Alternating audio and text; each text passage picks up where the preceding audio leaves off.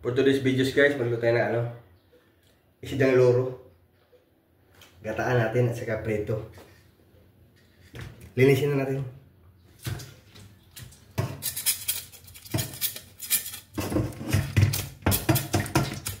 Ito na guys, malinis na.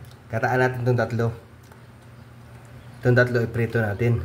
Kasi ayaw nila ng gata. Hiwain natin kasi malaki masyado. Lagyan natin asin.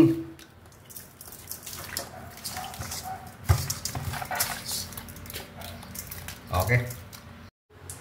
Mag-start na tayo magprito. Lagyan tayong mantika.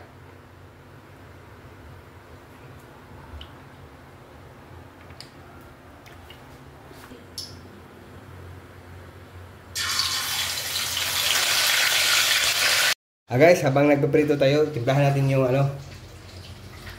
gagataan natin. Dahon ng mangga. Mantika, kunti.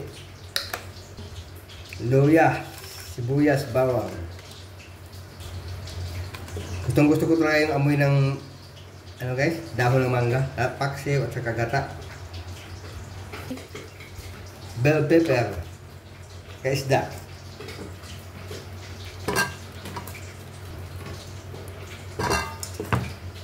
Bigyan natin yung ibang ricado, bawang, luya, siling green, buyas, kamatis, green pa. Ito yung gusto ko guys, optional lang yan kung gusto nyo yung hinog na bell pepper. Ito yung asin.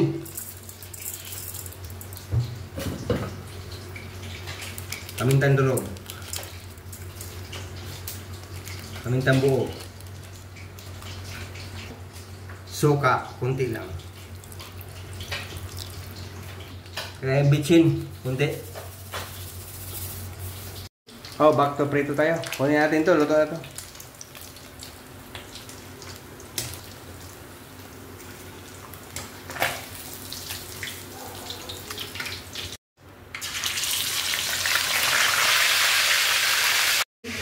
Balik tayo, timplan. Lagyan natin ng kalamansi. 4 na piraso lang to guys, na kalamansi. Option na lang to, nasa inyo lang.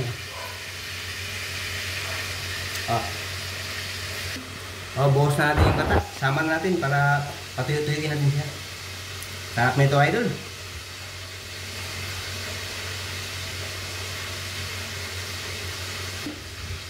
Pakuloan na natin. Tapos mamaya-maya kunti. Lagyan natin ng pichay. Luto na yung natin guys. Prito. Guys, luto na yung natin. Prito. Isunod natin yung gata. Na guys, kumukulo na. Mag-add tayong siling labuyo. Ako lang naman kakain ito kasi ayaw nila na manghang. Tapos lagyan natin yung pichay. Sarap na lang. Takpan natin. Kunti na, luto na yan. Okay na, luto na to. Patayin na natin. Ito na guys. Luto na yung natin. Ginataan na mulmul or loro sa Tagalog.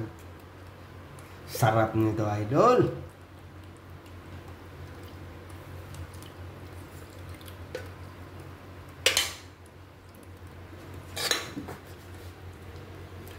Sabaw pa lang. Okay. Please like and follow guys. And thank you for watching.